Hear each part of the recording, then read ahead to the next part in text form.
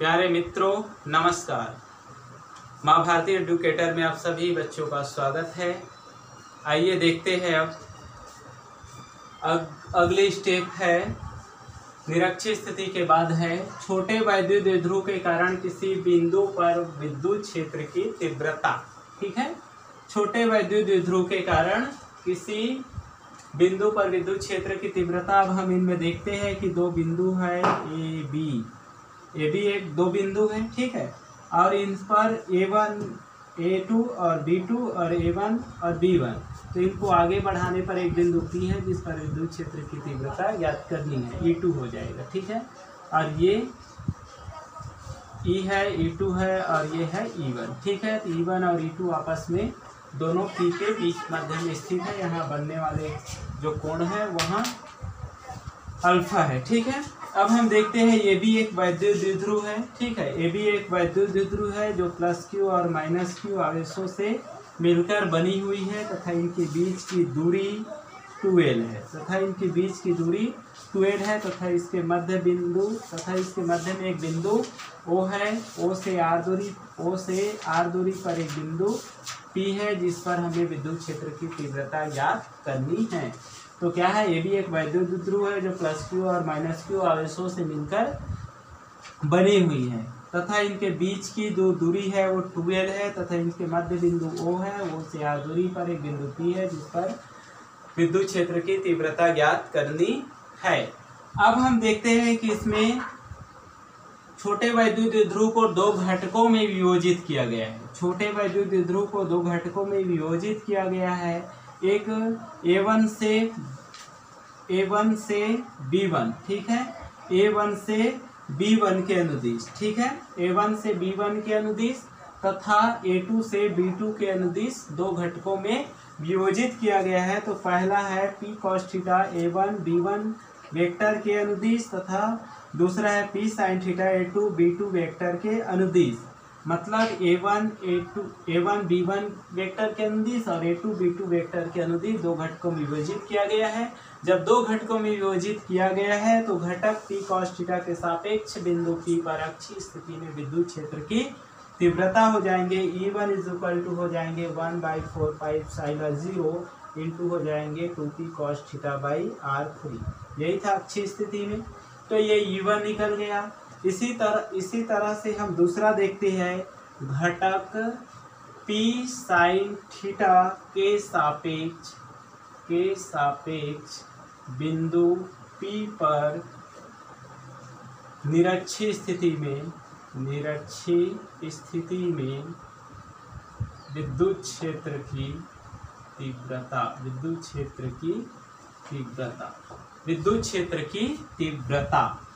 क्षेत्र की अब इसमें तीव्रता क्या हो जाएगा, ये E1 है तो वो क्या हो जाएंगे, E2 हो जाएंगे। ठीक है, तो E1 = 1/4 pi epsilon 0 into 2P cos theta R3 होता है। इसी तरह से घटक P sin थीटा के सापेक्ष निरक्षीय स्थिति में देखें तो E2 = हो जाएंगे 1/4 पाई एप्सिलॉन 0 इंटू हो जाएंगे P sin थीटा हो जाएंगे R3। ठीक है, तो E1 और E2। ठीक है, हमें क्या मिला, E1 और E2 मिला। E1 और E2 एक दूसरे के परस्पर लंबवत है। E1 और E2 एक दूसरे के परस्पर लंबवत है। ठीक है, लंबवत है इसका तो बिंदु P पर परिणामी तीव्रता।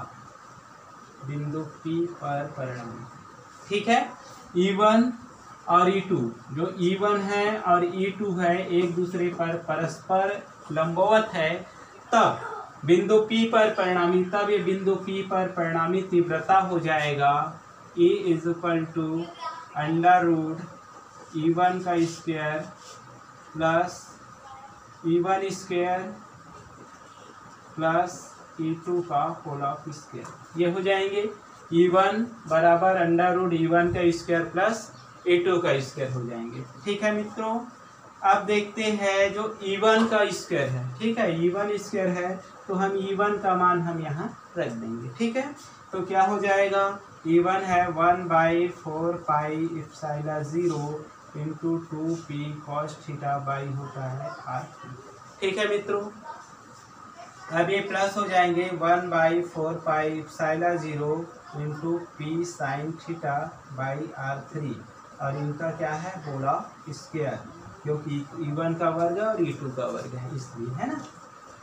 अब देखते हैं मित्रों, 1/4 एप्सिलॉन 0 है, R3 है, यहाँ भी R3 है, यहाँ भी P है, यहाँ भी P है, तो कॉमन निकल जाएंगे। तो हम अब कॉमन ले लेते हैं 1/4 एप्सिलॉन 0 इंटू यहाँ P और नीचे हो जाएंगे R3।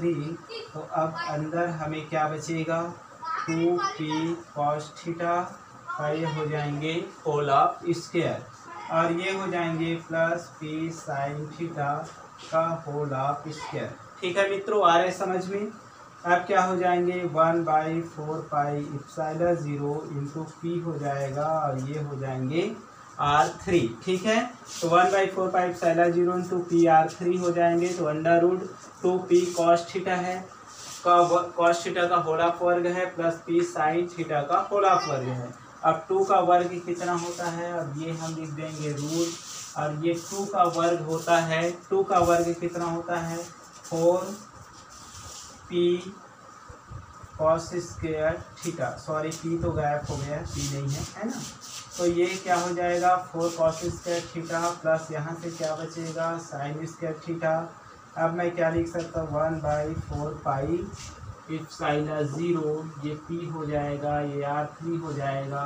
अब देखिए मित्रों, ये 4 cos स्क्वायर थीटा है, ठीक है, क्या है 4 cos स्क्वायर थीटा, इन्हें मैं क्या लिख सकता हूँ 3, क्या हो जाएगा 3 cos स्क्वायर थीटा, प्लस हो जाएगा cos स्क्वायर थीटा, प्लस हो जाएगा ये हो जाएगा साइन स्क्वायर थीटा।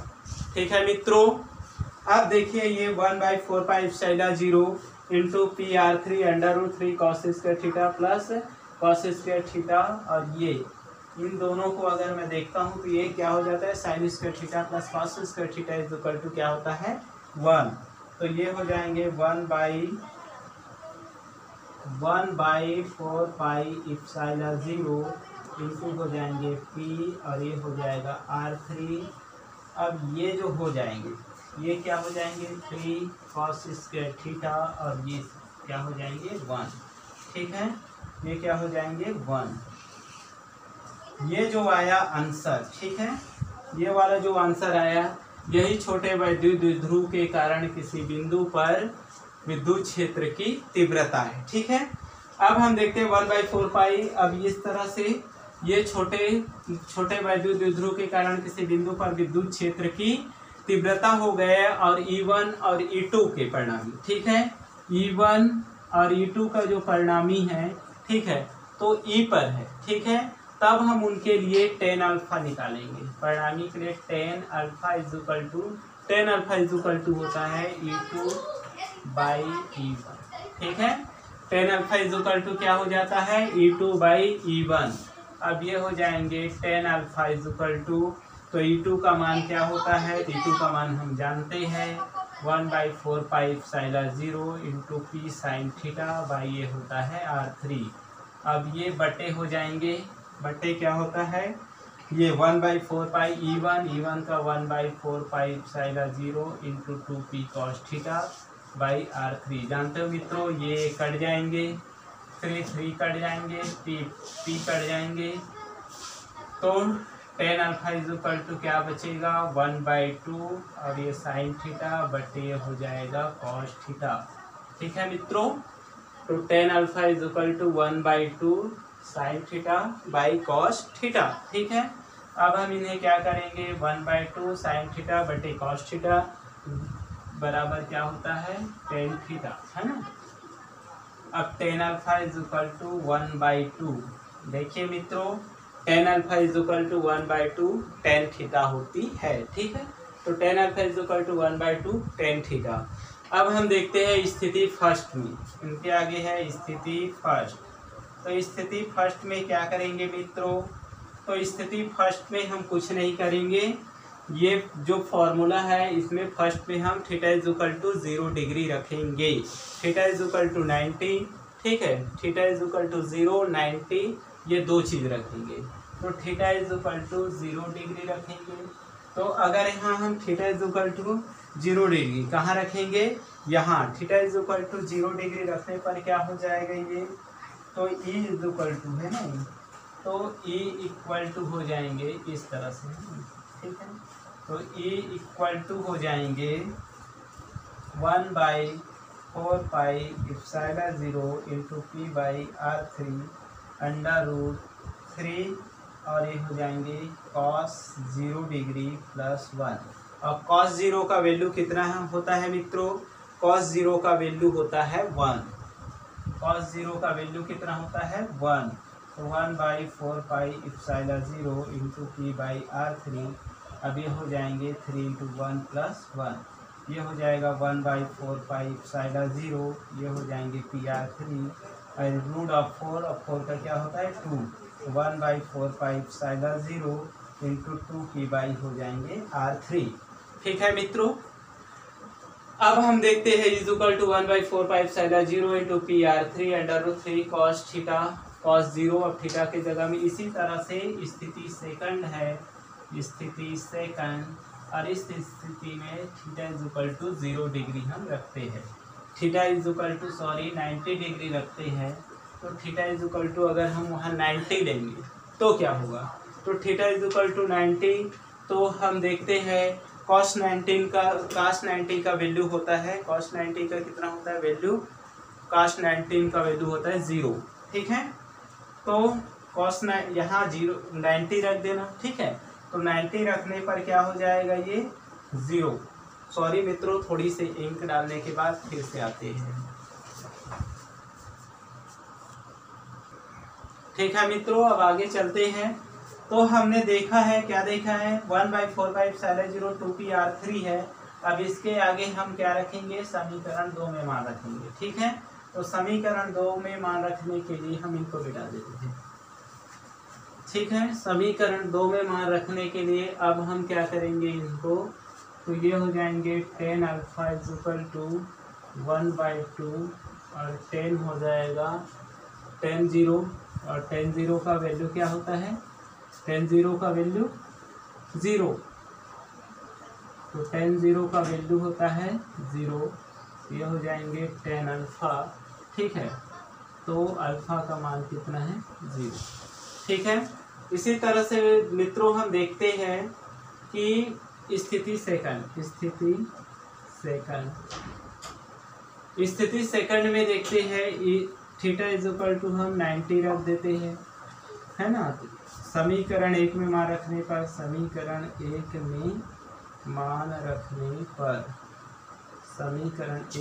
रखने पर, तो समीकरण 1 ये है, समीकरण 1 में मान रखने पर क्या होता है 1/4 एप्सिलॉन 0 इंटू पी बाई होता है R3, ये हो जाएगा 3, ये होता है cos 90 और प्लस 1, cos 90 का वैल्यू के क्या होता है 0, पी बाई R3, अब ये हो जाएंगे 0 plus 1, 1/4 epsilon 0 P by R3, ये ठीक है।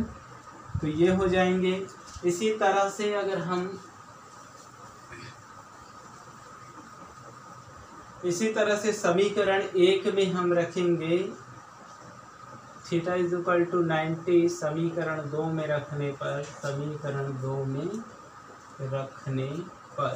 अगर समीकरण 2 में हम इसी तरह से रखते हैं तो ये हो जाएंगे 10 अल्फा इज इक्वल टू 1/2 10 90, और 10 90 का क्या होता है इन्फिनिटिव, 1/2 इंटू क्या होता है इन्फिनिटिव, तो क्या हो जाएगा 10 alpha is equal to infinitive, तो alpha is equal to infinitive कितने का होता है 0 अंश का होता है कि 90 अंश का होता है, इन्फिनिटिव 90, तो अल्फा इज इक्वल टू हो जाएंगे 90 डिग्री।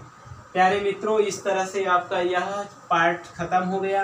अब हम इनमें क्या देखे थे, छोटे वैद्युत द्विध्रुव के कारण विद्युत क्षेत्र की तीव्रता, छोटे वैद्युत द्विध्रुव के कारण विद्युत क्षेत्र की तीव्रता में हमने देखे थे अभी एक वैद्युत द्विध्रुव है जो +q और -q आवेशों से मिलकर बना हुआ है तथा इनके बीच की दूरी 2l है जो प्रभावकारी लंबाई है, तथा इसके मध्य बिंदु O है, वो से बिंदु P है जिस पर विद्युत क्षेत्र की तीव्रता ज्ञात करनी है। फिर इनको दो घटकों में विभाजित किया गया, A1 और B1, घटकों में विभाजित किया गया, इसी तरह से A2 और B2 वेक्टर में इसे विभाजित किया गया है ना। तब E1 अक्षीय स्थिति में हम देखे थे E1 equal to 1/4πε0 into 2p cos theta by R3। इसी तरह से हमने E2 देखा था 1 निरक्षीय स्थिति अक्षीय स्थिति में 1/4πε0 इंटू p sin थीटा, ये हो जाएंगे बाई R3 है ना। ये अब इन दोनों में हम परिणामी निकाले थे, परिणामी क्या था, E इक्वल टू था E1² प्लस E2² है ना। अब इनमें हमने ये मान को रखा था, E1 का मान रख दो और E2 का जो है मान रख दो। अब E1 और E2 पे मान रखने के बाद जो हमें प्राप्त हुआ था वो क्या हुआ था, तो E equal to 1/4πε0 into p by R3 √3 cos square theta plus 1 प्राप्त हुआ था, जिसे हम समीकरण 1 लिए थे। इसी तरह से E1 और E2 जो इस तरह से था है ना, तो ये E1 था, ये E2 था और ये परिणामी, ठीक है, ये P था जिस पर हम इस तरह से ज्ञात करना था, ये अल्फा, ठीक है। तो 10, ठीक है, तो 10 अल्फा इज इक्वल टू होता है, तो E2 बाई E1 था, इसलिए हम E1 बाई E2 कर दिए। तब हम देखे थे सब कट गया था, क्या आया था 1/2 बचा, क्या था 1/2 बचा था, और इनमें केवल बचा था tan थीटा 1/2 tan थीटा, और ये था tan अल्फा, ठीक है। तो अल्फा इज इक्वल टू तब ये आ गया था है ना। तो इस तरह से समीकरण 2 हुआ। अब स्थिति फर्स्ट था, स्थिति फर्स्ट में theta is equal to 0 degree रखे है ना। तो समीकरण 1 में भी रखे, 2 में भी रखे। तो 1 में रखने पर यहाँ ये 4 हुआ, तो 1 में रखने पर आया is equal to 1/4πε0 into 2p R3 आ गया, और alpha is equal to 0 degree.